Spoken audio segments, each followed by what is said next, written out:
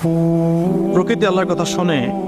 তো এই প্রকৃতি জড়ো করে দিল ছাইগুলো, জড়ো করে দেওয়ার পরে আল্লাহ পাক ওই ব্যক্তিকে আবার জীবিত করে বললেন যে তুমি এই কাজটা কেন করেছিলে? কোন কাজ? মৃত্যুর পরে ছাই বানিয়ে পুড়িয়ে দেওয়ার কাজটা কেন করেছিলে?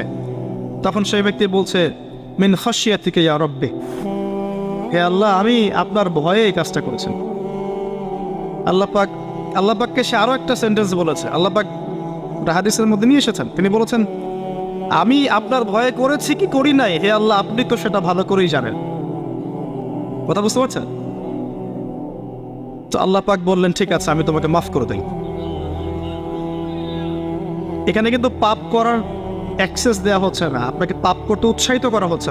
আল্লাহ পাকের দয়া রহমত আমি বোঝাতে গিয়ে এই কয়েকটা হাদিস আপনাকে বললাম যে 100 ভাগ দয়া আল্লাহর কাছে আছে, 1 ভাগ তিনি ছড়িয়ে দিয়েছেন আমাদের সবার মধ্যে। কত মহব্বত করি আমরা আমাদের সন্তানকে, তাই না? স্ত্রীদেরকে, আমাদের মাদেরকে, আমাদের বাবাদেরকে, আমাদের দেশকে, আমাদের সমাজকে, আত্মীয়দেরকে, প্রতিবেশীদেরকে মহব্বত করি না, ভালোবাসি না?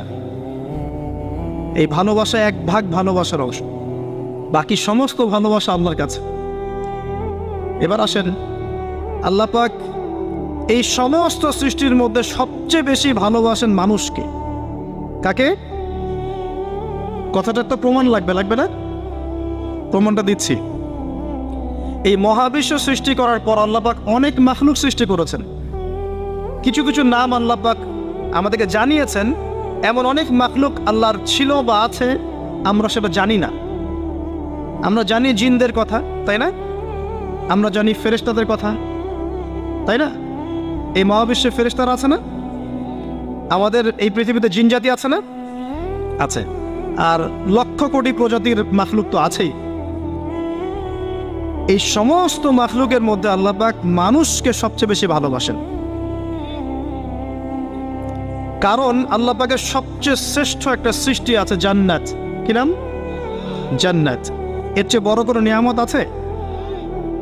এই জান্নাত কাদের জন্যে? মানুষের জন্যে। যাকে আপনি সবচেয়ে বেশি ভালোবাসবেন তার জন্য স্পেশাল একটা গিফট দিতে মন চায় না? চায় না? মনে করেন আপনি আপনার মাকে ভালোবাসেন, মন চায় না মাকে একটা সুন্দর বোরখা কিনে দেই, মায়ের থাকার জন্য একটা সুন্দর বাসা করে দেই, মায়ের টয়লেট করতে অসুবিধা না হয় টয়লেট সুন্দর করে দেই? মন চায় না? মন চায়।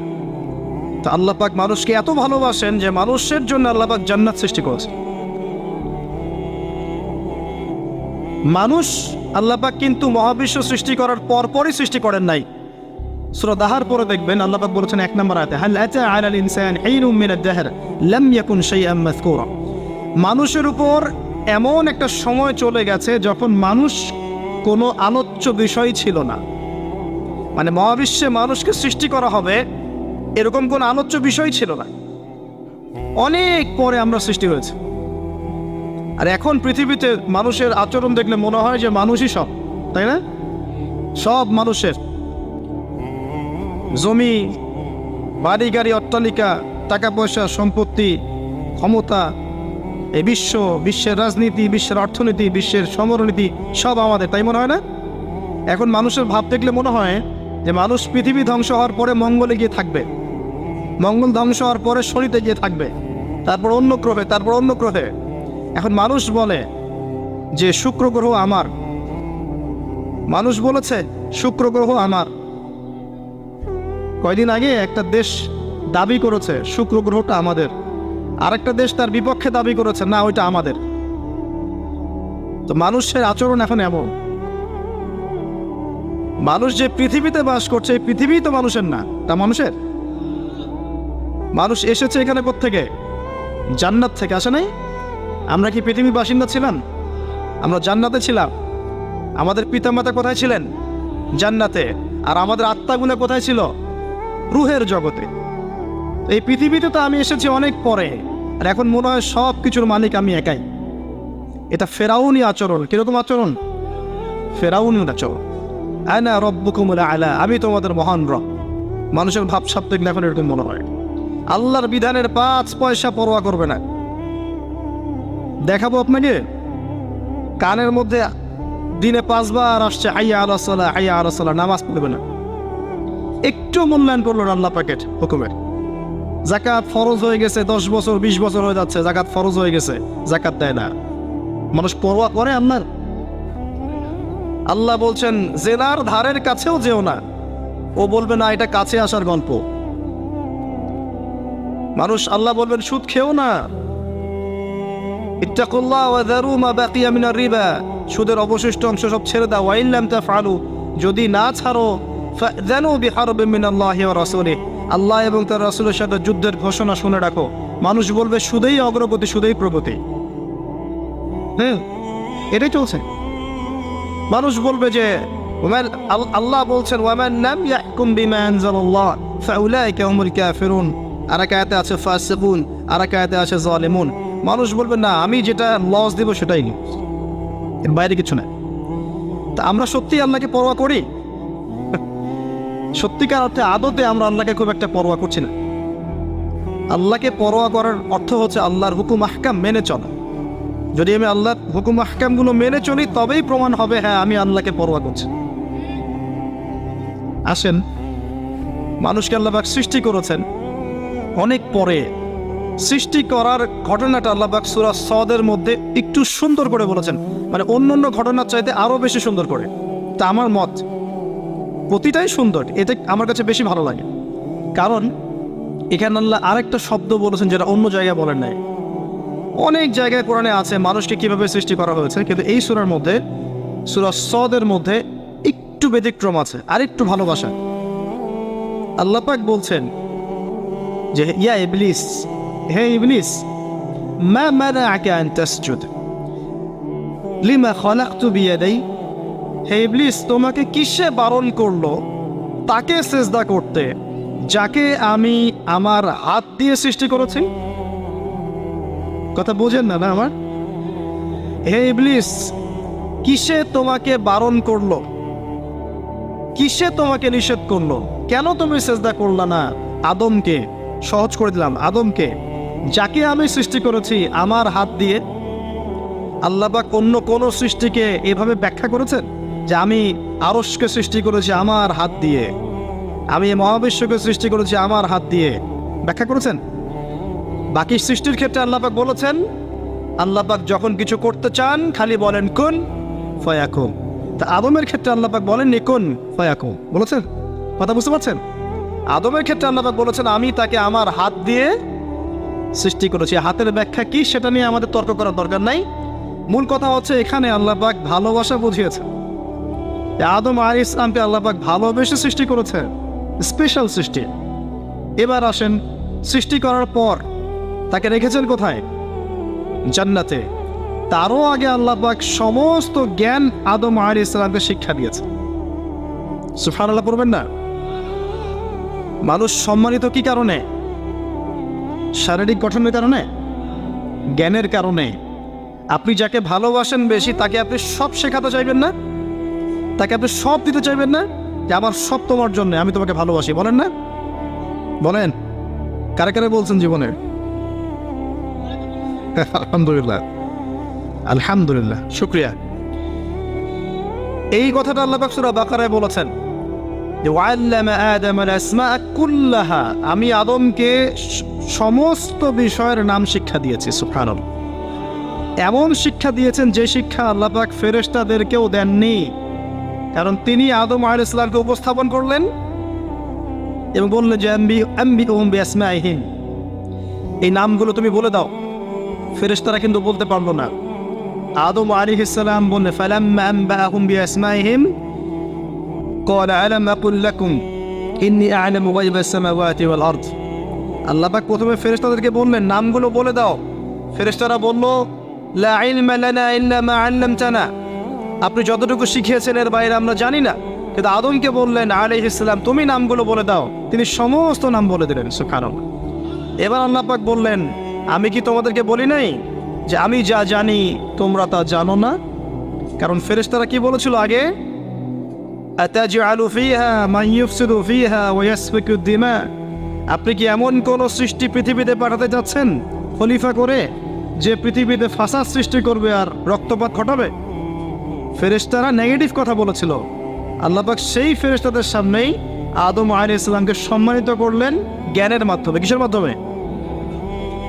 ফেরেশতারা যে কথাটা বলেছিলেন সেটা কিন্তু বাস্তব। পৃথিবীতে এখন কিন্তু মানুষ এই দুইটা কাজই করছে। বেশিরভাগ মানুষ কি করছে? হয় রক্তপাত ঘটাচ্ছে, না হলে ফিতনা ফাসাদ সৃষ্টি করছে। বুঝতে হলে আপনি দুই চোখ দিয়ে বিশ্বটাকে দেখেন। বিশ্বের প্রতিটা সেক্টর এখন ফাসাদ দিয়ে ভর্তি, প্রতিটা সেক্টর। এমন একটা লেভেলে চলে আসছে ফাসাদ যে একটা নিউক্লিয়ার ওয়েপেন্স, একটা পারমাণবিক বোমা যদি ফাটে পৃথিবীতে, পৃথিবীর রূপরেখা চেঞ্জ হয়ে যাবে। আর এই বোমা নিশ্চয়ই জিন জাতি তৈরি করে নাই। কে তৈরি করছে? মানুষ। এর মধ্য দিয়ে কি মানবতার কল্যাণ হবে যদি একটাও ফাটে? কখনো 47-এর দিকে ফেটেছিল না দুইটা? কোথায় কোথায়? জাপানে, হিরোশিমায়, আর কোথায়? বোমাগুলোর নাম বলতে পারবেন? হ্যাঁ, মাশাআল্লাহ মাশাআল্লাহ, লিটল বয় আর ফ্যাটম্যান। এখন পর্যন্ত জাপানের নাগরিক যারা আছেন, এর যে বিষক্রিয়া, এর দ্বারা ইফেক্টেড তারা। এখন বংশ পরম্পরায় এটা চলছে। আর এখন যে পারমাণবিক অস্ত্রগুলো আছে, এগুলো শক্তি তখনকার চাইতে 1000 গুণ বেশি শক্তিশালী। রাশিয়া সেদিন বলেছে আমাদের কাছে এমন ক্ষেপণাস্ত্র আছে যেটা শব্দের গতির চাইতেও বেশি গতিতে যেতে পারে। শব্দের হার্স কত আপনারা জানেন? সায়েন্সের ছাত্র আছেন এখানে, দেখবেন। যাই হোক, আমাদের মূল পয়েন্টটা হচ্ছে পৃথিবীতে মানুষ বিভিন্নভাবে ফাসাদ সৃষ্টি করছে এখন।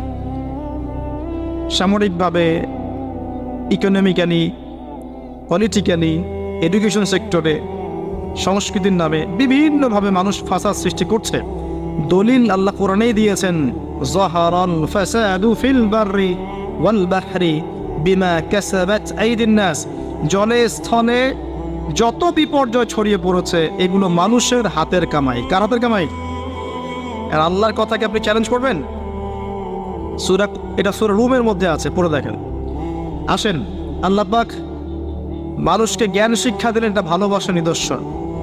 শুধু তাই না, এবার আল্লাহ পাক সমস্ত ফেরেশতাদের সামনে উপস্থাপন করে আল্লাহ পাক বলছেন যে ওয়াইজ কুলনা লিল মালাইকাতি ইসজুদু লি আদম, হে ফেরেশতারা, তোমরা আদমকে এখন সিজদা করো। কি করো? সিজদা করো। আপনি যাকে ভালোবাসবেন, নিঃসন্দেহে আপনি চাইবেন তাকে বড় করতে, তাই না? চাইবেন না? তার মান মর্যাদা বাড়ুক, তাকে আমি বড় করি, সবাই তাকে ভালো বলুক, আপনি চাইবেন। আল্লাহ পাক আদম আলাইহিস সালামকে ভালোবাসলেন। দেখেন, এই ফেরেশতা মণ্ডলীকে বললেন সিজদা করো। ফাসাজাদু, সবাই সিজদা করলো, ইল্লা ইবলিস। ইবলিস সিজদা করলো না। সে কি বলল? খালাকতানি মিন নার ওয়া খালাকতাহু মিন তিন। আল্লাহ, আপনি আমাকে সৃষ্টি করেছেন কি দিয়ে? আগুন দিয়ে। আর আদমকে সৃষ্টি করেছেন কাদা মাটি দিয়ে। আমি কেন তাকে সিজদা করতে যাও? আবা ওয়াস্তাকবারা, সে উদ্ধত আচরণ করলো, অহংকারী হলো। এবং এই একটা কারণেই আল্লাহ পাক তাকে চিরস্থায়ী লানত করলেন, চিরস্থায়ী জাহান্নামী ঘোষণা করলেন। ইবলিস চ্যালেঞ্জ করলো যে আমি আদমকে এবং আদম সন্তানদেরকে বিভ্রান্ত করবই, পথভ্রষ্ট করবই। আমি ডান দিক থেকে আসবো, সূরা আরাফ পড়ে দেখেন।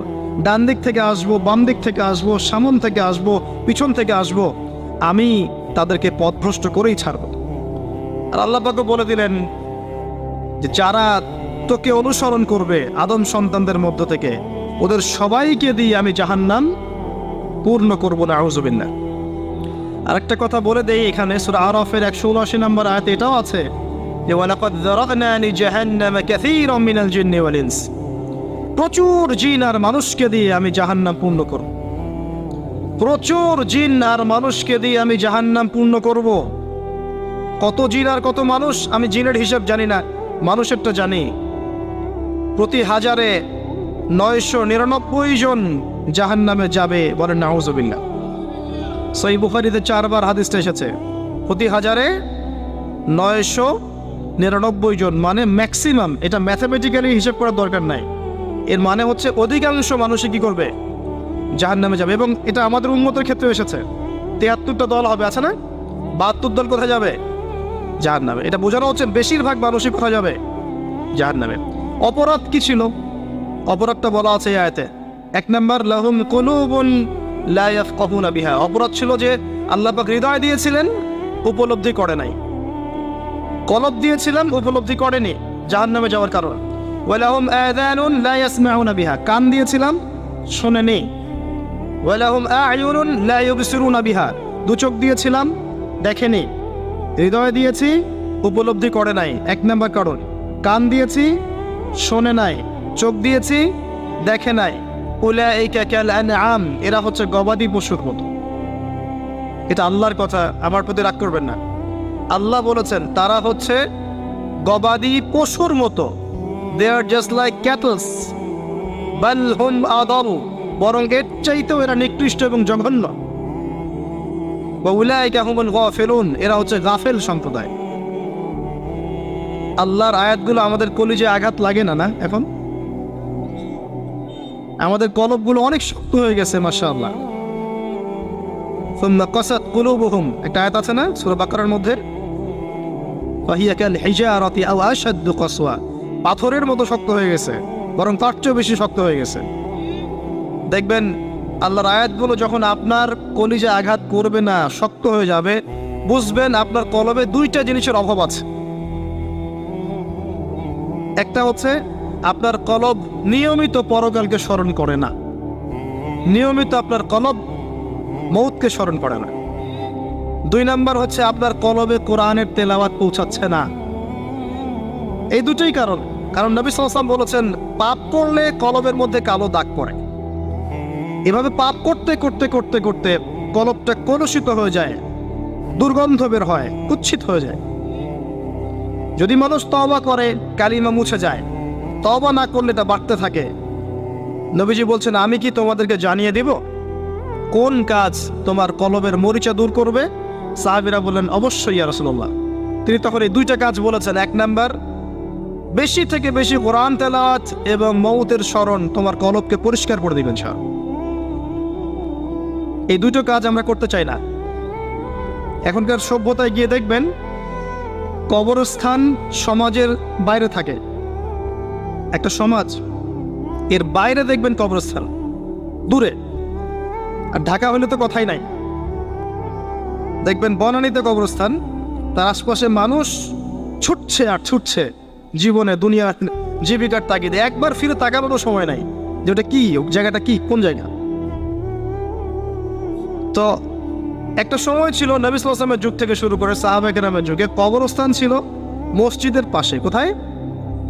এলাকার মূল যে মসজিদ এর পাশে। মানুষ 5 ওয়াক্ত নামাজে যেত, কবর দেখতো, পরকালকে স্মরণ করতো, জিয়ারত করতো, চলে আসতো। এখন দেখবেন মাসে একদিনও কেউ কবরস্থানে যায় না।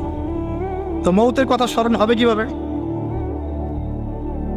আচ্ছা আসেন মূল জায়গায় আসেন। এই দুইটা কাজ আপনার কলবের মরিচা দূর করবে।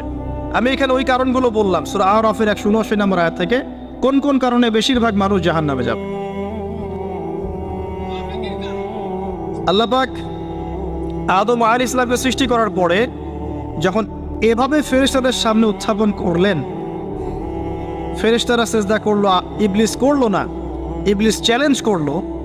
আল্লাহ পাকও ঘোষণা করলেন যারা ইবলিসের পদাঙ্ক অনুসরণ করবে তাদেরকে দিয়ে আল্লাহ পাক জাহান্নাম পূর্ণ করবেন। বলেন নাউযুবিল্লাহ।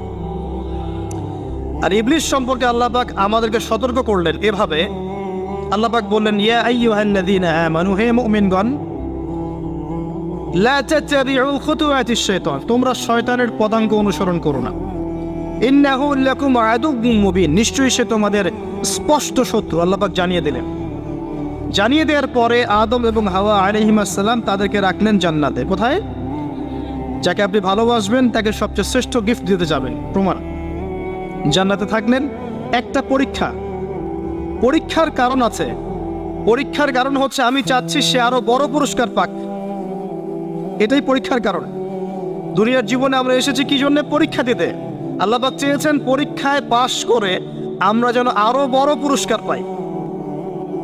লিনাবলুয়াকুম আইয়ুকুম আহসানু আমালা, আল্লাহ পাক দেখতে চান তোমাদের মধ্যে আমলের শ্রেষ্ঠ কে। একটা পরীক্ষা আল্লাহ পাক দিলেন, ওয়ালা তাকরাবা হাযিহিশ শাজারা, তোমরা দুজন এই গাছের কাছে যাবে না। ও একটা কথা মিস করে গেছে, এই দুজনের আরেকজনকে হাওয়া আলাইহিস সালাম। কোত্থেকে আসলেন তিনি? আদম আলাইহিস সালামের একাকিত্ব বোধ হচ্ছিল জান্নাতে। সঙ্গিনী সবচেয়ে ইম্পর্টেন্ট জিনিস আপনাদের পৃথিবী, তাই না? একজন উত্তম জীবন সঙ্গিনী খুব গুরুত্বপূর্ণ জিনিস পৃথিবীতে। সে যদি ভালো হয়, নেককার হয়, সৎ হয়, আপনি দুনিয়াতেই জান্নাতে থাকবেন ইনশাআল্লাহ। আর সে যদি বদকার হয়, দুশ্চরিত্র হয় এবং আল্লাহ এবং তার রাসূলের বিরুদ্ধাচরণ করে, আপনার আনুগত্য না করে, আপনি দুনিয়াতেই জাহান্নামের ফ্লেভার পাবেন ইনশাআল্লাহ। তো হাওয়া আলাইহিস সালামকে সৃষ্টি করা হয়েছে আদম আলাইহিস সালামের কোত্থেকে? পাঁজরের হাড় থেকে। এখানে একটা কথা মনে পড়লো, এটা বলার লোভ সামলাতে পারছি না। এই হাড়ের ব্যাপারে নবী সাল্লাল্লাহু আলাইহি ওয়াসাল্লাম একটা কথা বলেছেন। তিনি বলেছেন যে তাদেরকে মানে বুঝে নেন কাদেরকে? তাদেরকে সৃষ্টি করা হয়েছে বক্র হাড় থেকে, বাঁকা হাড় থেকে। কাদেরকে? যদি জোর খাটাতে চাও তাহলে হাড়টা পটাশ করে ভেঙে দেবে, আর যদি ওই অবস্থায় ছেড়ে দাও তাহলে সে বক্রই থেকে যাবে। তার সাথে উত্তম নসিহতের মধ্য দিয়ে জীবন পার করতে হবে, এবং এটা খুব ডিফিকাল্ট। দুনিয়াতে সবচেয়ে বড় পরীক্ষাগুলোর মধ্যে একটা এটা, বক্র হাড়কে নিয়ে জীবন চলা, এটা সবচেয়ে বড় পরীক্ষাগুলোর মধ্যে একটা। এখানে আল্লাহ পাক যার প্রতি রহম করবেন সে ইনশাআল্লাহ তাআলা দেখবেন দুনিয়াতেই জান্নাতের ফ্লেভার পাবে। আর দেখবেন যার ঘরে সৎ স্ত্রী নাই, বদকার স্ত্রী আছে, সেই পৃথিবীতেই জাহান্নামের স্বাদ পায়। বলেন নাউজুবিল্লাহ। আমরা দোয়া করি সবার ঘরে ঘরে যেন আল্লাহ পাক নেককার সৎ স্ত্রী দান করেন, আল্লাহুম্মা। তো হাওয়া আলাইহিস সালাম এবং আদম আলাইহিস সালামকে আল্লাহ পাক রাখলেন কোথায়? জান্নাতে। আপনি ঘুম আসতেছে? আমি কিন্তু অনেক কষ্ট করে কথা বলছি। তো জান্নাতে রাখলেন, একটা পরীক্ষা, গাছের কাছে যাবে না। তো এই গাছের নাম কি এটা বড় কথা নয়, এই গাছের নামটা কি এটা কিন্তু বড় কথা নয়। মূল কথা হচ্ছে পরীক্ষাটা কি। গাছের কাছে যাবে না। গাছের কাছে তারা গেলেন কিভাবে? শয়তান তাদেরকে কি করলো? প্রলোভিত করলো। এক পর্যায়ে তারা আল্লাহর এই বিধানের কথাটা ভুলে গেলেন এবং সেই নিষিদ্ধ গাছের কাছে চলে গেলেন। এবার আল্লাহ রাব্বুল আলামিন এর আদেশ লঙ্ঘন করার কারণে আল্লাহ পাক নারাজ হলেন। নারাজ হওয়ার পরে আল্লাহ পাক তাদেরকে জান্নাত থেকে কি করলেন? পৃথিবীতে নামিয়ে দিলেন। নামিয়ে দেওয়ার আগে একটা ঘটনা ঘটেছে, সেটা হচ্ছে আদম আলাইহিস সালাম অপরাধ করার পরে প্রচন্ড রকমের অনুতপ্ত ছিলেন। তিনি এত অনুতপ্ত ছিলেন যে কোন ভাষায় তিনি আল্লাহর কাছে তওবা করবেন, কিভাবে আল্লাহর কাছে অনুশোচনা প্রকাশ করবেন, এই ভাষাটা পর্যন্ত তার জানা ছিল না। আল্লাহ পাক কোরআনে বলছেন ফাতালাক্কা আদামু মির রাব্বিহি কালিমাত ফাতাবা আলাইহি। আল্লাহ পাক আদম আলাইহিস সালামকে তওবার কালিমা শিখিয়ে দিলেন। সুবহানাল্লাহ। কোন কালিমা দিয়ে তুমি তওবা করলে আমি সন্তুষ্ট হব সেটা আল্লাহ শিখিয়ে দিয়েছেন। এটা কি ভালোবাসার নিদর্শন নয়? এটাও একটা ভালোবাসার নিদর্শন যে তিনি আদম আলাইহিস সালামকে ভালোবাসেন, তওবার বাক্যগুলোও শিখিয়ে দিয়েছেন। বলেন সুবহানাল্লাহ। এই তওবার বাক্য কোনটা ছিল? রব্বানা যালামনা আনফুসানা ওয়া ইন লাম তাগফির লানা ওয়া তারহামনা লানাকুনান্না মিনাল খাসিরিন। এই বাক্য আল্লাহ শিখিয়ে দিয়েছেন। সুবহানাল্লাহ। এই বাক্য দিয়ে আদম আলাইহিস সালাম তওবা করলেন, আল্লাহ পাক তওবা কবুল করলেন, কিন্তু সীমা লঙ্ঘন করার কারণে নামিয়ে দিলেন কোথায়? পৃথিবীতে। এবং পৃথিবীতে আদম আলাইহিস সালাম, হাওয়া আলাইহিস সালাম, ইবলিস, তাকেও নামিয়ে দেওয়া হয়েছে। এবার পৃথিবীতে আল্লাহ পাক দিলেন একটা হায়াত, কারো 100, কারো 200, কারো 30, কারো 40, কারো 10-20, আল্লাহু আলাম, কারো 2000, 1000, 5000, এমনও হায়াত ছিল। এটা আল্লাহ জানেন ভালো। এই সময়টুকুতে আল্লাহ পাক অফুরন্ত নেয়ামত দিলেন, হায়াত দিলেন, পরিবার দিলেন, রিজিক দিলেন, বাসস্থান দিলেন, এমন প্রতিটা বস্তু যা এই জীবনে, এই দুনিয়ার জীবনে প্রয়োজন, আল্লাহ পাক সব কিছু দিলেন। এগুলো কি ভালোবাসা নিদর্শন নয়? ভালোবাসা নিদর্শন। এবং আল্লাহ পাক একটা দর্শন দিলেন, ফিলোসফি, একটা মূলনীতি। মূলনীতি শোনেন, সূরা বাকারার 38-39 নম্বর আয়াতে আছে। আল্লাহ পাক বলছেন কুল নাহবিতু মিনহা জামিআ। আমি আল্লাহ বললাম তোমরা নেমে যাও পৃথিবীতে সবাই একসাথে। ফাইম্মা ইয়াতিয়ান্নাকুম মিন্নি হুদান। তোমাদের কাছে আমার পক্ষ থেকে হেদায়েত আসবে, প্রত্যেক যুগে যুগে তোমাদের কাছে আমার পক্ষ থেকে হেদায়েত আসবে, আসমানি কিতাব আসবে, নবী রাসূল আসবেন। ফামান তাবিআ হুদায়া, যারা আমার হেদায়েতকে অনুসরণ করবে, মেনে চলবে, ফালা খাউফুন আলাইহিম ওয়ালা হুম ইয়াহজানুন, তাদের কোনো টেনশন নাই, কোনো দুশ্চিন্তা নাই। যেই জান্নাত থেকে এসেছেন সেখানে ফিরে যাবেন ইনশাআল্লাহ। শর্ত কি? আল্লাহর হেদায়েত মেনে চলতে হবে। এটা 38-39 নম্বর আয়াতে আল্লাহ পাক বলছেন ওয়াল্লাযীনা কাফারু ওয়া কাযযাবু বিআয়াতিনা, কিন্তু যারা কুফরি করবে, অস্বীকার করবে এবং আল্লাহর আয়াতকে মিথ্যা প্রতিপন্ন করবে, ফাউলাইকা আসহাবুন নার, এরাই হচ্ছে জাহান্নামের অধিবাসী, হুম ফিহা খালিদুন, এখানে তারা চিরস্থায়ী হবে। ইবলিসের সাথে, কার সাথে? ইবলিসের সাথে। এই হলো দর্শন। এরপর আপনাকে পাঠিয়ে দেওয়া হলো পৃথিবীতে। এখানে আমাদেরকে দেওয়া হয়েছে সব কিছু, আমাদের অন্ন, আমাদের বস্ত্র, আমাদের বাসস্থান, আমাদের শিক্ষা, আমাদের চিকিৎসা, এভরি সিঙ্গেল নেসেসারি এলিমেন্টস যা আমাদের প্রয়োজন এই পৃথিবীতে বসবাস করার জন্য আল্লাহ পাক প্রত্যেকটা দিয়েছেন সুবহানাহু। এমনি এমনি দিয়েছেন? আরে দিয়েছেন কিন্তু কাফের, মুশরিক, মুরতাদ, মুনাফিক, মুমিন সবাইকে দিয়েছেন, কাউকে দেন নাই এমন না। আছে না? হয়তো কাউকে বেশি, কাউকে কম। আর এই যে কম বেশি, রিজিকের কম বেশিটা আল্লাহ পাক নিজে ডিল করছেন যাতে করে সমাজের মধ্যে ব্যালেন্সটা বজায় থাকে। যদি একজন রিক্সাওয়ালার চাহিদা না থাকতো, কে আপনাকে ওই জায়গায় পৌঁছে দিত?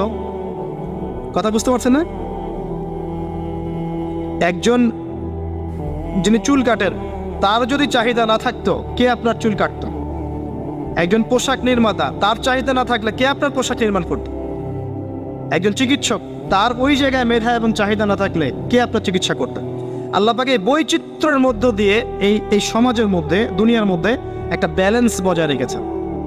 আমরা যদি সবাইকে হাতের 5টা আঙ্গুল সমান করতে চাই, এটা হবে একটা আত্মঘাতী সিদ্ধান্ত।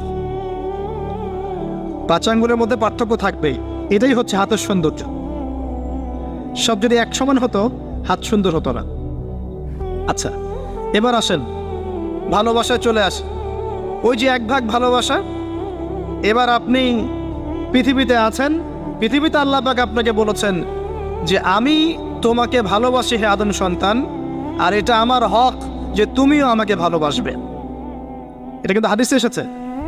আল্লাহ পাক বলেছেন হে আদম সন্তান, আমি তোমাকে ভালোবাসি আর এটা আমার হক যে তুমিও আমাকে ভালোবাসবে। এই পৃথিবীতে আমাদের ভালোবাসার কেন্দ্র কে হবেন? সমস্ত কিছু ভালোবাসার ঊর্ধ্বে কার স্থান হবে?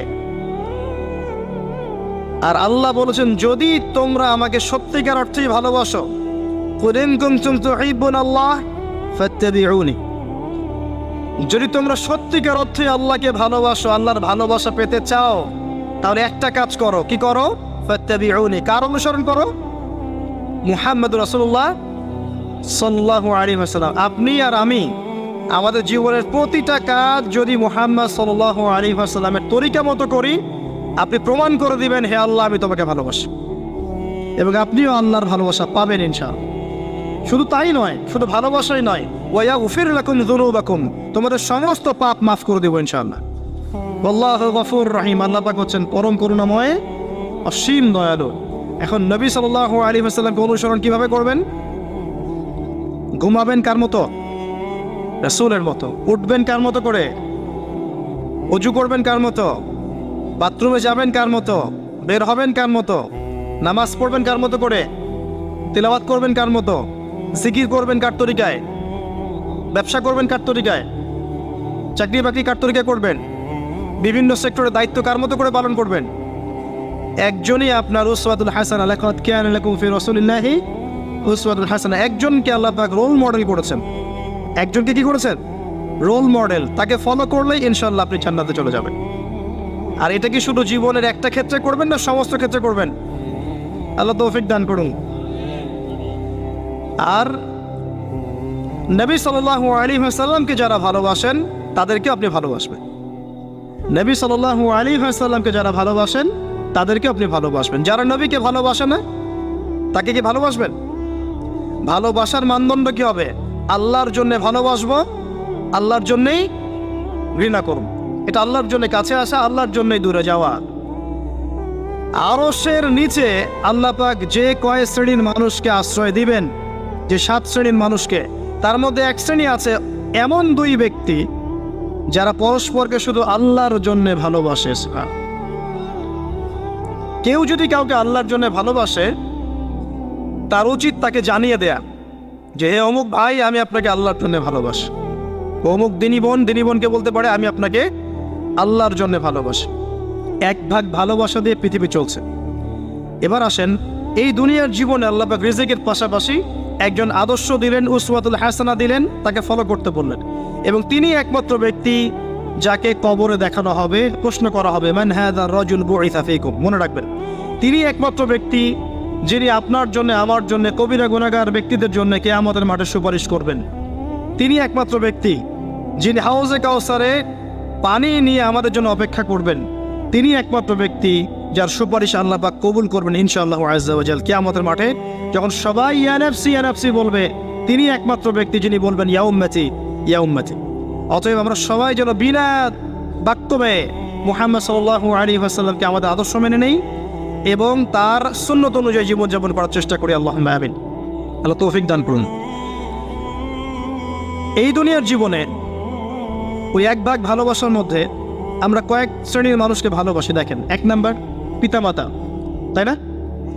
2 নাম্বার স্ত্রী, 3 নাম্বার সন্তান সন্ততি, 4 নাম্বার আত্মীয় স্বজন, পাড়া প্রতিবেশী, এবং আমরা যে দেশে থাকি সে দেশকে ভালোবাসি না? ভালোবাসি। এই ভালোবাসাগুলো কিন্তু বৈধ। এই ভালোবাসাগুলো কি বৈধ? এখানে একটা বিষয় বুঝতে হবে যে ভালোবাসার ঘৃণা করার মানদণ্ড কে দিবে? আল্লাহ এবং তার রাসূল এই মানদণ্ডে ভালোবাসবেন। যে ভালোবাসা বা যে আবেগ আল্লাহ এবং তার রাসূলের বিধানের অনুকূলে যায় না, সেটা কি করবেন? দুটো বিষয়, পবিত্র ভালোবাসা, আল্লাহ কর্তৃক স্বীকৃত বৈধ ভালোবাসা, এটা একটা। আর একটা এর বিপরীত শক্তি শয়তান কর্তৃক স্বীকৃত ভালোবাসা। আমার কথাটা একটু গভীরভাবে বোঝেন। একটা হচ্ছে আল্লাহর পক্ষ থেকে স্বীকৃত বৈধ ভালোবাসা, এর বিপরীতে হচ্ছে একটা প্রবৃত্তিগত পাশবিক দাসত্ব শয়তান কর্তৃক স্বীকৃত। কথা বুঝতে পারছেন? আল্লাহ কর্তৃক স্বীকৃতের মধ্যে আমরা পিতা মাতাকে ভালোবাসব, বরং পিতা মাতাকে যে ভালোবাসবে না এবং তাদের খেদমত করে জান্নাত লাভ করতে পারবে না, এই সন্তানদেরকে নবী সাল্লাল্লাহু আলাইহি ওয়াসাল্লাম অভিশাপ দিয়েছেন। নামাজ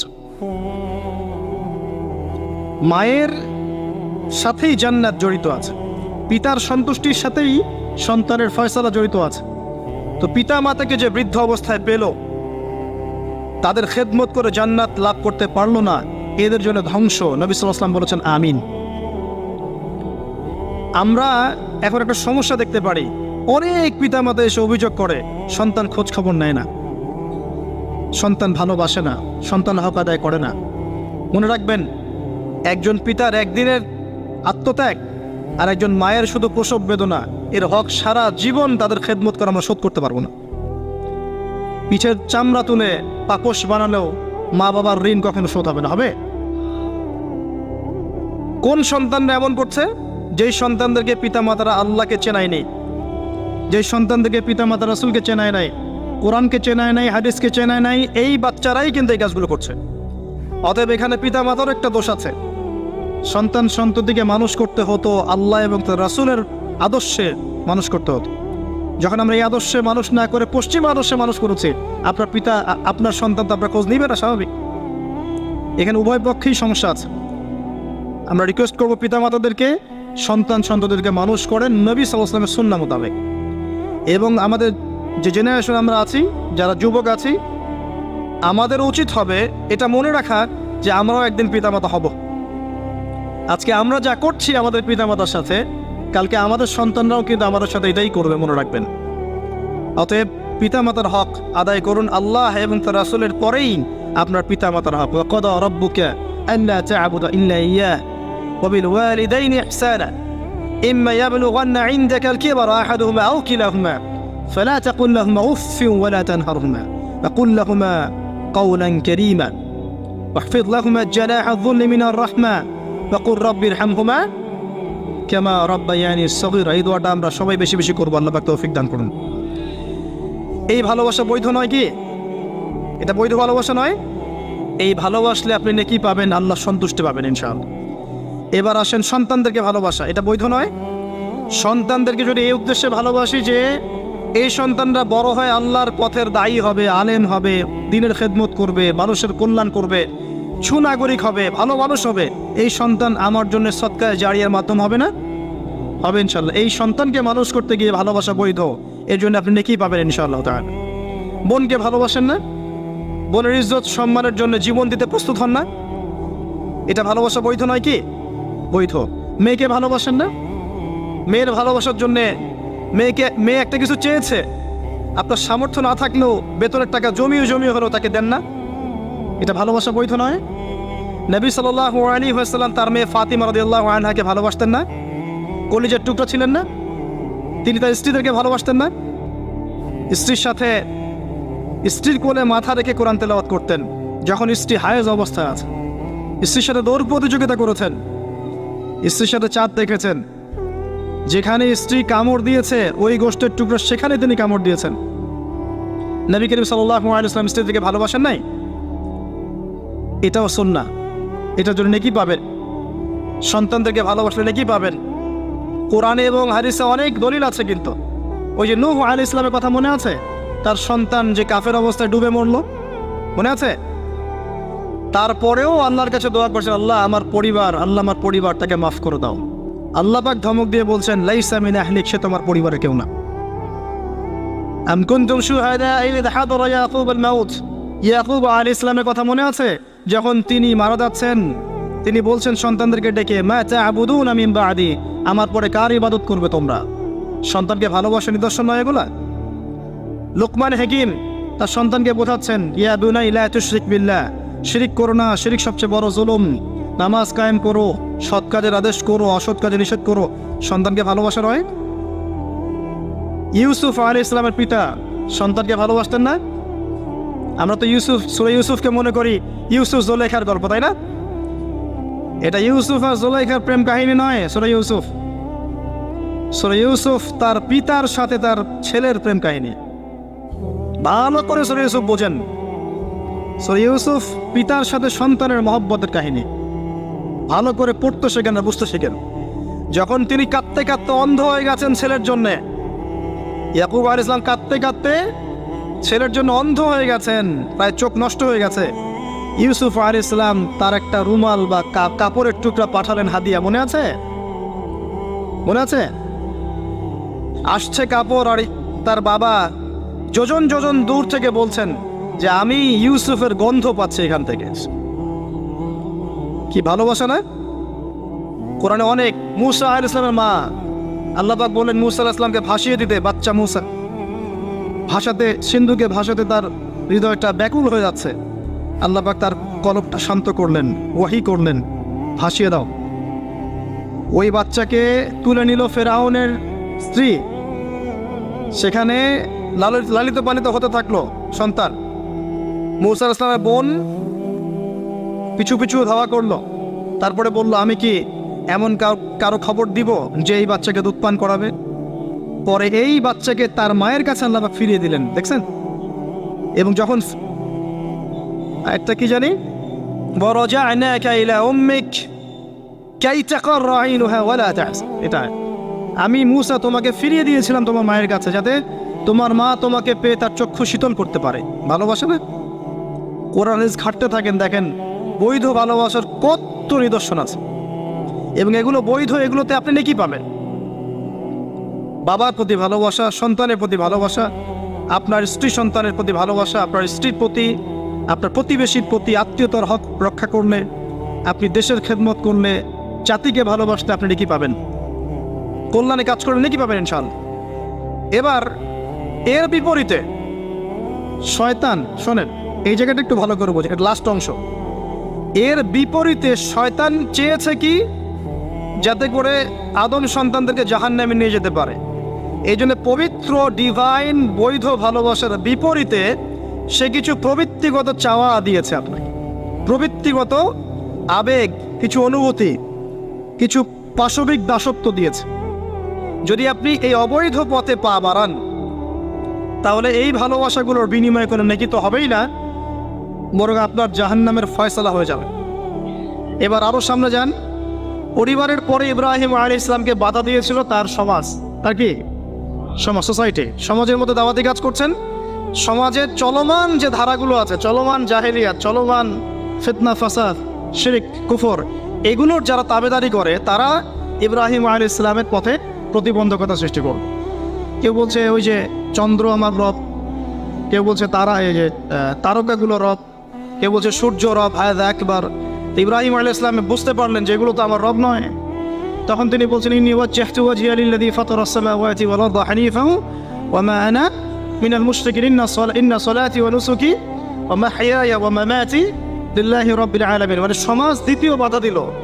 ঠিক একইভাবে মুহাম্মদ সাল্লাল্লাহু আলাইহি ওয়াসাল্লামকেও দ্বিতীয় বাধা কে দিয়েছে? সমাজ। কি বাধা? সমাজের মানুষ তাকে গালিগালাজ করা শুরু করেছিল। তাকে মোটামুটিভাবে 15টা গালি খেতে হয়েছে। কতগুলা বলেন? কাকে গালি দিয়েছে? আমাদের নবী মুহাম্মদ সাল্লাল্লাহু আলাইহি ওয়াসাল্লামকে মোটামুটিভাবে 15টা গালি খেতে হয়েছে। কাযযাব, মহামিথ্যাবাদী, সাহের, জাদুকর, তারপরে ফারিকুল জামাআ, ঐক্য বিনষ্টকারী, ঠিক আছে, তারপরে আরও অনেক, হ্যাঁ, মজনুন, মজনুন, পাগল, পাগল, মজনুন মানে পাগল, এরকম অনেকগুলো, প্রায় 15টা আমি গুনে দেখেছি হিসাব করে। আর তাকে সারা জীবনে প্রায় 16 বার হত্যা করার চেষ্টা করা হয়েছে। তাকে তো এখন যদি আমি বলি যে ওই একটা সমাজে কথা প্রচলিত আছে যে ব্যক্তি খারাপ না হলে কি এমনি এমনি তার উপর জুলুম আসে? সমাজ এটা বলে না? লোক খারাপ না হলে কি এমনিই মানুষ তাকে খারাপ বলে? 10 জন যাকে খারাপ বলে সে তো খারাপ হবেই। মুহাম্মদ সাল্লাল্লাহু আলাইহি ওয়াসাল্লামকে 16 বার হত্যা করার চেষ্টা করা হয়েছে। এমনকি মক্কা বিজয়ের পরেও তাকে একবার হত্যা করার চেষ্টা করা হয়েছে। এখন আমরা যারা তাওহীদ মানে ধারণ করব, তাওহীদের আমল করব, তাওহীদের প্রচার করব, আমরা যদি মনে করি যে আমাদের এই পথটা খুব মসৃণ হবে, একদম রেড কার্পেট বিছানো থাকবে, এটা সবচেয়ে বড় ধোঁকা আপনার জীবনে। কখনোই এমন হবে না, কখনো এমন হয়েও নাই, কখনো এমন হবেও না। যদি হয় তাহলে বুঝতে হবে যে আপনি হকের পথে নাই। যদি আপনার আমার গায়ে একটা ফুলের টোকাও না পড়ে, বুঝতে হবে যে আসলে আমরা হকের পথে নাই, এটাই সত্য কথা, কেউ বলুক আর না বলুক। এই যে ইমাম ইবনে তাইমিয়া রাহিমাহুল্লাহর কথা আমরা বলি, নাম শুনেছেন কিনা? তার উপর যে পরিমাণ নির্যাতন এসেছে এটা আপনি কল্পনা করতে পারবেন না। আর আজকে আমি তারই আকীদা, তার আদর্শের কথা বলছি সমাজে, বাট আমার গায়ে একটা ফুলের টোকাও পড়ে না। তাহলে কোনটা প্রকৃত আর কোনটা কথিত বুঝতে হবে। আবু হানিফা রাহিমাহুল্লাহ বরেণ্য ইমামদের 4 জনের একজন। তার তো টাকা পয়সার অভাব ছিল না, খ্যাতির অভাব ছিল না, নিজের টাকা পয়সা খরচ করে বোর্ড গঠন করেছেন, ফতোয়া বিভাগ, অসামান্য খেদমত ইসলামের জন্য। তারপরেও শেষ বয়সে তাকে জেলখানায় বিষ প্রয়োগে হত্যা করা হচ্ছে। তাহলে বুঝতে হবে ইব্রাহিমের পথে যারা চলবে, মুহাম্মদ সাল্লাল্লাহু আলাইহি ওয়াসাল্লামের আদর্শে যারা চলবে, তাদের মতোই তাদের উপর বালা মুসিবত, বিপদ আপদ আসতে পারে। আসতে পারে না, আসলে আলহামদুলিল্লাহ, না আসলে আলহামদুলিল্লাহ। কেন বললাম? আল্লাহ পাক চাইলে মুসলিমদেরকে শক্তিশালীও করতে পারে। যেমন সুলাইমান আলাইহিস সালামের যুগে মুসলিমরা শক্তিশালী ছিল, দাউদ আলাইহিস সালামের যুগে মুসলিমরা কি ছিল? শক্তিশালী ছিল। ওমর ইবনুল খাত্তাবের যুগে মুসলিমরা শক্তিশালী ছিল। আল্লাহ পাক চাইলে ওই রকম করেও নিয়ামত দিতে পারেন, আবার এভাবে পরীক্ষা নিতে পারেন। দুটো রাস্তাই হতে পারে। তো বেশিরভাগ ক্ষেত্রে যা হয়েছে পরীক্ষা এসেছে। এখন সমাজ বাধা দিল ইব্রাহিম আলাইহিস সালামকে, একই বাধা মুহাম্মদ সাল্লাল্লাহু আলাইহি ওয়াসাল্লামকেও দেয়া হয়েছে। তাকে গালি খেতে হয়েছে, এই যে পিঠের উপরে উটের নাড়ি ভুঁড়ি চাপিয়ে দেওয়া হয়েছে, তার গলায় চাদর দিয়ে ফাঁস দেওয়ার চেষ্টা করা হয়েছে, উহুদের মাঠে তার দাঁত শহীদ হয়েছে। 3 বছর, তিনটা বছর, 3 ঘন্টা না, 3টা বছর নবী সাল্লাল্লাহু আলাইহি ওয়াসাল্লামকে, সাহাবীদেরকে একসাথে কিছু পাহাড়ের নিচে, ওটাকে বলে শিয়ারে আবু তালেব, এখানে রেখে দেওয়া হয়েছে। 3 বছর বয়কট, সোশ্যালি বয়কট। কেউ তাদের সাথে কথা বলবে না, তাদেরকে খাবার দিবে না, তাদের সাথে বিয়ে শাদী করবে না, কিছুই করবে না। এক ঘরে করা, বোঝেন না? এক ঘরে করা, একদম সোশ্যালি বয়কট। 3 বছর গাছের ছাল পাতা খেয়ে তারা থেকেছে। 3 বছর। আমাদের নবীর কথা বলছে, আমাদের নবী, যার আগেও কোনো গোনাহ নাই, পরেও কোনো গোনাহ নাই, যিনি কোনোদিনও নিজের স্বার্থে কোনো কাজ করেন নাই, সব করেছেন আমাদের জন্য, তাদের জন্য। এমনকি তাকে দোয়া করার ইখতিয়ার দেওয়া হচ্ছে, আপনি একটা দোয়া করেন, যা চাবেন তাই দিব, আল্লাহ পাক বলছেন। আর তিনি বলছেন এই দোয়াটা আমি রেখে দিলাম, পরকালে আমি আমার উম্মতের জন্য সুপারিশ করবো। তিনি কি নিজের স্বার্থে কোনো কাজ করেছেন? তার উপরে এত জুলুম কেন আসলো তাহলে? ওই যে যারা ইব্রাহিম আলাইহিস সালামের তাওহীদের চর্চা করবে, মুহাম্মদ সাল্লাল্লাহু আলাইহি ওয়াসাল্লামের সুন্নতের চর্চা করবে, তাদের উপরে এটা আসবে। আর এখানে সুবিধাবাদী ইসলাম পালন করলে আপনার কোনো সমস্যা নাই। সুবিধাবাদী ইসলাম কেমন? মসজিদের সভাপতি হবেন, সুদও খাবেন, সমস্যা নাই। আপনি 5 ওয়াক্ত নামাজও পড়বেন, ঘুষ খাবেন। আপনি রোজা রাখবেন, এদিকে মাশাআল্লাহ যাকাত দিবেন না। আপনি মাঝে মাঝে নফল দান সদকা করবেন, যাকাত দিবেন না। অজমরা করবেন, বছর বছর অজমরা করবেন, করে এসে সমাজে আল্লাহ বিরোধী যত লজ আছে সব বসানো শুরু করুন। বুঝতে পারছেন না? তো এই সুবিধাবাদী ইসলাম। আমরা তো বলি যে 90% মুসলিমের দেশ, এটা একটা মিথ্যা কথা। এই কথাটা একটা মিথ্যা কথা। মুসলমানের সংজ্ঞাই জানি না আমরা। মুসলমান কাকে বলে আমি একটু পর দেখাচ্ছি। মুসলমান কাকে বলে দেখ, মুসলমান কাকে বলে আপনাকে আমি একটু বোঝানোর চেষ্টা করছি। আমি বোঝাতে পারি না। আমার একটা সমস্যা ফিল করছি আমি লাস্ট 5 বছর থেকে, যে যা বুঝতে পারছি এটা বুঝাতে পারছি না। জানি না এই সমস্যা কবে দূর হবে। আর এই সমস্যা বাড়তেই আছে। যত বেশি আমি ওলামায়ে কেরামদের সোহবতে গিয়ে পড়ে আছি, তত বেশি আমার মধ্যে প্রবলেমটা বাড়ছে। মানে আমি বুঝতে পারছি অনেক কিছুই আপনাকে বোঝাতে পারছি। আমি বুঝতে পারছি যে মানে আসলে কিছুই হচ্ছে না, ফ্যান্টাসি। কিন্তু এটা যে অ্যাপ্রোপ্রিয়েট ভাষা প্রয়োগ করে বোঝাবো এটা আমি পারছি না।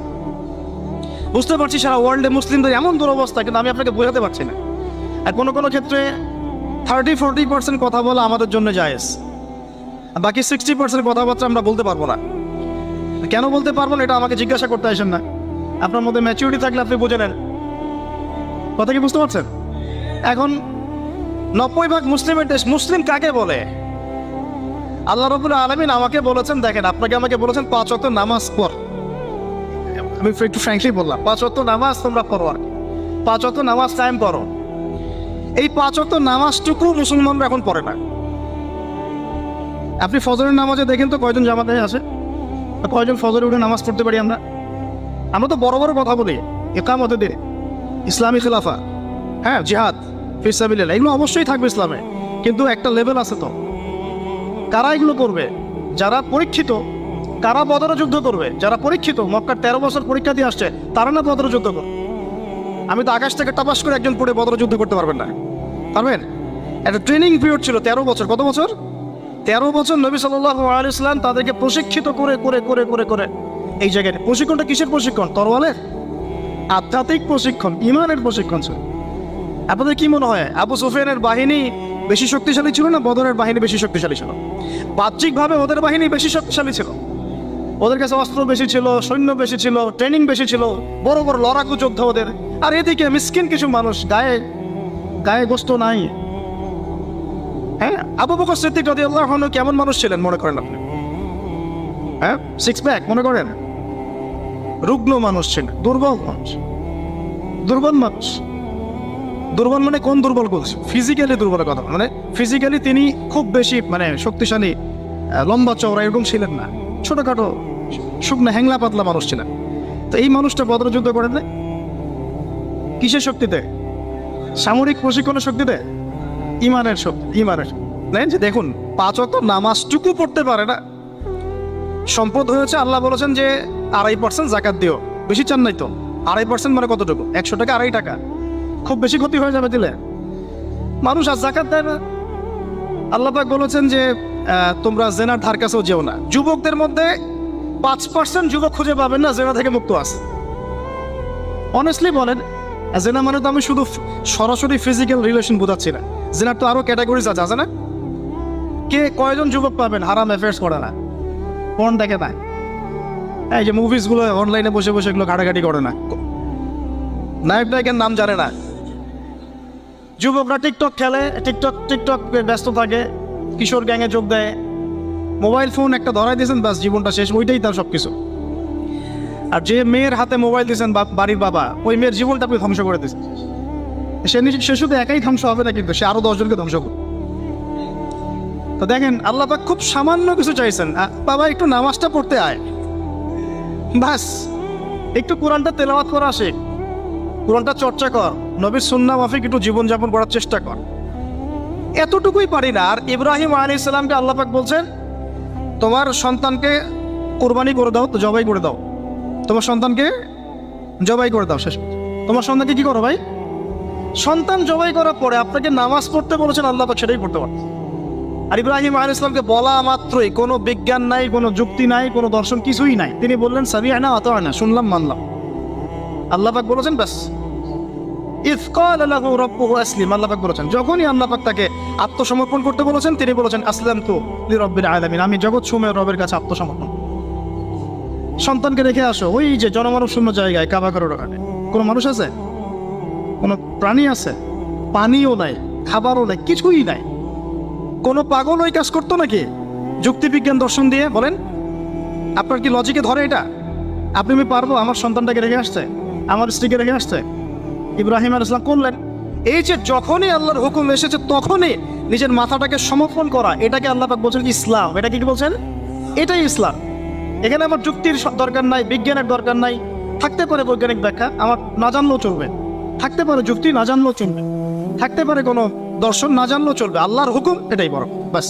এর নাম হলো ইসলাম। এখন বলেন, এই ইসলামের আওতায় কত % মুসলিম আছে বাংলাদেশে? আল্লাহ পাকের হুকুম আসছে, বাস মাথা পেতে নিয়েছে। বলেন এখন দেখ। তো এই যে আমরা বলি 90% মুসলিমের দেশ, ডাহা মিথ্যা কথা। যাই হোক, আমরা শেষ করে দিই, আমাদের নামাজের পরে ইনশাআল্লাহ আমরা আলোচনা করব। তো যেমন ইব্রাহিম আলাইহিস সালাম জীবনের পদে পদে এভাবে আত্মসমর্পণ করেছেন, ঠিক তেমনি মুহাম্মদ সাল্লাল্লাহু আলাইহি ওয়াসাল্লাম পুরো জীবনভর যখনই আল্লাহ যে হুকুম এসেছে মাথা পেতে নিয়েছে। মিল আছে? সমাজ বাধা দিয়েছে ইব্রাহিম আলাইহিস সালামকেও, মুহাম্মদ সাল্লাল্লাহু আলাইহি ওয়াসাল্লামকে। তারা উভয়ই সমাজের এই প্রচলিত জাহিলিয়াতের বিরুদ্ধে লড়াই করেছে। ইব্রাহিম আলাইহিস সালামকে আগুনের পরীক্ষা দিতে হয়েছে, তাই না? আর নবী সাল্লাল্লাহু আলাইহি ওয়াসাল্লামকে বললাম 15টা গালি খেতে হয়েছে, 16 বার হত্যা করার চেষ্টা করা হয়েছে। ইব্রাহিম আলাইহিস সালাম বলতেন হাসবি আল্লাহ ওয়া নি'মাল ওয়াকিল।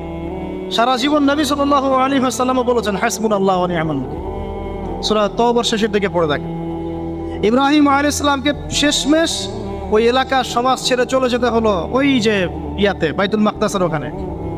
ঠিক একইভাবে মুহাম্মদ সাল্লাল্লাহু আলাইহি ওয়াসাল্লামকে 13 বছর জুলুম সহ্য করার পরে চলে যেতে হলো মদিনায়। মিল আছে? ইব্রাহিম আলাইহিস সালামের সাথে কেউ নাই, তার স্ত্রী সারা আর এক স্ত্রী হাজেরা। মুহাম্মদ সাল্লাল্লাহু আলাইহি ওয়াসাল্লামের সাথেও খুব বেশি মানুষ নাই, গুটি কয়েক কিছু সাহাব। ইব্রাহিম আলাইহিস সালামের লেগেসি বহন করেছেন তার সন্তানরা, আর এদিকে নবী সাল্লাল্লাহু আলাইহি ওয়াসাল্লামের লেগেসি বহন করেছেন আবু বকর, ওমর, উসমান, আলীর মতো মানুষ রাদিয়াল্লাহু।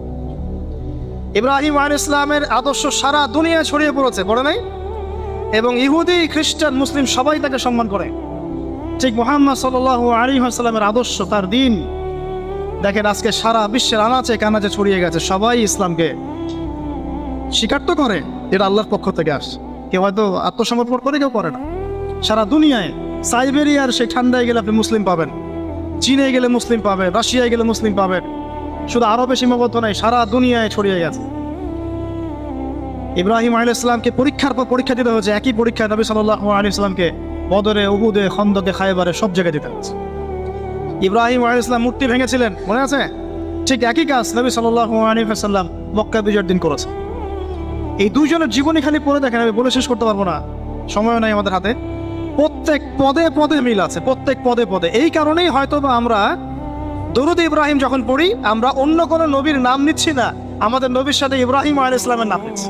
সুবহানাল্লাহ। হয়তো এই কারণেই আমাদের নবী সাল্লাল্লাহু আলাইহি ওয়াসাল্লাম যখন মেরাজে গিয়েছেন না, তিনি বলেছেন আমি মেরাজে গিয়ে দেখলাম 7ম আসমানের একজন ব্যক্তি বাইতুল মামুরের সাথে হেলান দিয়ে বসে আছে। আমি বললাম উনি কে? জিবরাইল আলাইহিস সালাম বলে উনি হচ্ছেন আপনাদের এই যে ফাদার অফ দ্য নেশন, মানে মুসলিম জাতির পিতা, তিনি হচ্ছেন ইব্রাহিম আলাইহিস সালাম। ওখানে একটা কাবা ঘরের মতো ঘর আছে বাইতুল মামুর, ওখানে তাওয়াফ করে ফেরেশতারা। ঠিক আছে? নবী সাল্লাল্লাহু আলাইহি ওয়াসাল্লাম বলেন আমি সেদিন দেখেছি আমার চেহারা আর আমার বাবার চেহারা, মানে ইব্রাহিম আলাইহিস সালামের চেহারা একদম হুবহু। এই যে আমরা ঈদুল আজহা পালন করলাম প্রিয় ভাইরা, কুরবানি করলাম, এখানে তো পশুকে কুরবানি করছে। এখানে মানুষ মুসলিম পশুকে কুরবানি করছে না, এখানে একটা পশু আর একটা পশুকে কুরবানি করছে। যে কুরবানি করছে ও সুদখোর, যে কুরবানি করছে ও দুর্নীতিবাজ, যে কুরবানি করছে ও তাগুত, যে কুরবানি করছে মুনাফিক, যে কুরবানি করছে বেনামাজি, যে কুরবানি করছে যাকাত দেয় না, যে কুরবানি করছে সে আল্লাহ পাকের বিধিবিধানের 5 পয়সা তোয়াক্কা করে না। গোশত খাওয়ার জন্য সমাজের মানুষ কি বলবে, তাহলে এক পশু আর এক পশুকে কোরবানি করছে না?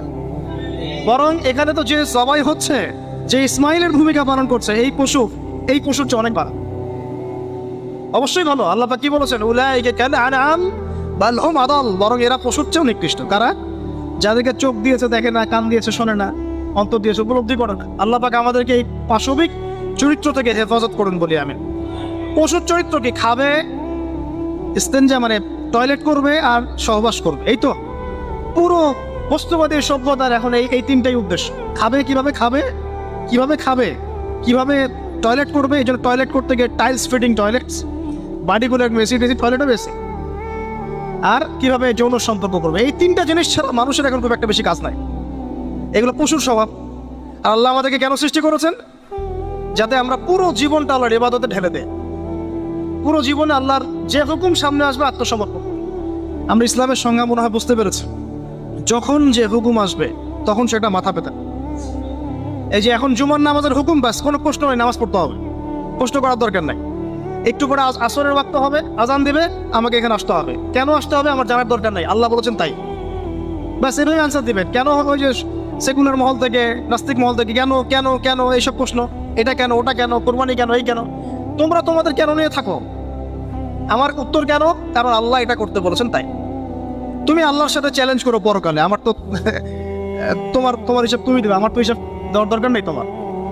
তো প্রিয় ভাইরা, যখন আল্লাহ পাকের যে হুকুম আসবে সেই হুকুমের সামনে মাথা নত করার নাম হচ্ছে ইসলাম।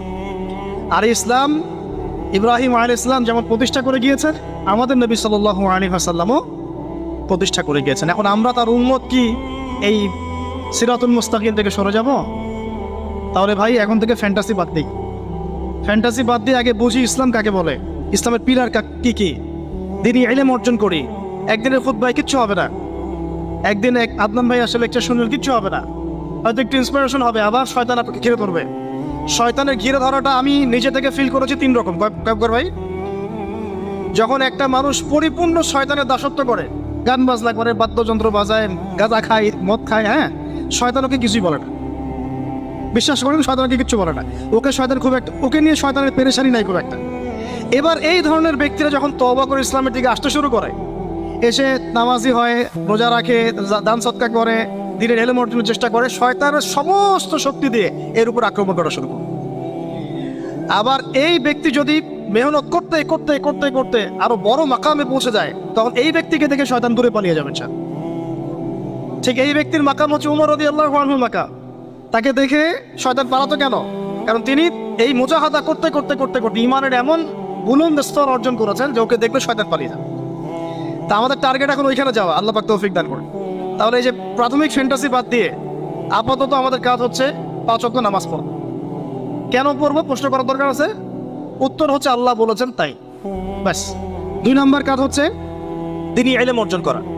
দিনই ইলম অর্জনের কোনো বিকল্প নাই। আর ইলম অর্জন এই 2 মাস 3 মাস 1 বছর এগুলো করলে হবে না ভাই। এই মাঝখান থেকে একটা বই টান দিচ্ছেন, ওই একটা বই টান দিচ্ছেন, অমুক রাইটার একটা বই পড়লাম, অমুক একটা পড়লাম, এভাবে হবে। 98% যুবক এভাবে পড়াশোনা করে আমাদের জেনারেল শিক্ষিত। 98% যুবক এভাবে পড়াশোনা করে, জেনারেল শিক্ষিত।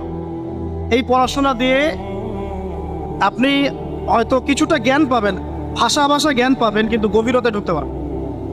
গভীরতা ঢুকতে গেলে অবশ্যই ক্লাসিক্যাল একটা সিলেবাস ফলো করতে হবে। এই সিলেবাসের শুরুটাই হবে কোরআন থেকে। কি থেকে? এবং কোরআনের শুধু তেলাওয়াত না, এর ভিতরে ঢুকতে হবে অনুবাদ, এর তাফসীর পড়ার যোগ্যতা অর্জন করতে গেলে আরবি ব্যাকরণ লাগবে, আরবি ভাষা লাগবে, এখানে উসুল লাগবে, এবং এগুলো একা একা আপনি শিখতে পারবেন। বরেণ্য ওলামায়ে কেরামের কাছে সংযোগ রেখে মাদ্রাসায় যেতে হলে যান, ব্যাচ করে পড়তে হলে পড়েন, একা পড়তে পারলে পড়েন, যেভাবে পারেন সেভাবেই আপনাকে শিখতে হবে। অনলাইনে অনেক কোর্স হয়, আমরা হয়তো টুকটাক করে, কিন্তু অনলাইনে কোর্স 100% আপনাকে নলেজ দিতে পারবে না, আপনাকে অফলাইনে শিখতে হবে। এই জন্য প্রত্যেক জায়গায় মাকতব তৈরি করেন, আল্লাহ পাক তৌফিক দান। প্রত্যেক এলাকায় মানে প্রতিষ্ঠিত মাদ্রাসা প্রতিষ্ঠা করেন, এবং ইসলামের ক্লাসিক্যাল যে ধারা আছে এই ধারার মধ্যে থাকেন, বাইরে যাওয়ার দরকার। মানুষ এত বেশি বিভ্রান্তি ছড়িয়ে দিয়েছে সমাজে, প্রতিটা মাসালা নিয়ে মানুষের মধ্যে এখন ইখতিলাফ দেখা যায়, অথচ এটা কাম্য ছিল না। আমরা যে চিরায়ত ইসলামগুলো ফলো করে আসছি এর মধ্যে কোনো সমস্যা নাই।